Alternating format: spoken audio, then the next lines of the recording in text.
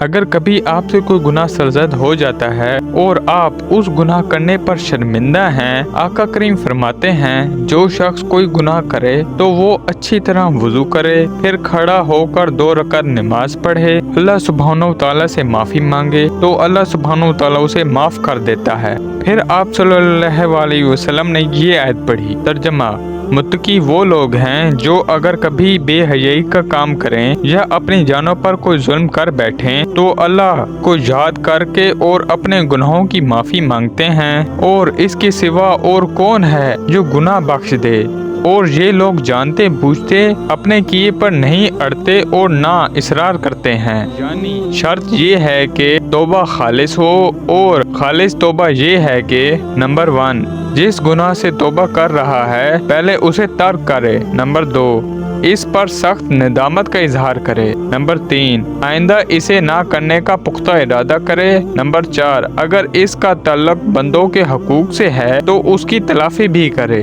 اللہ سبحانہ و تعالی ہم سب کے گناہ معاف فرمائے۔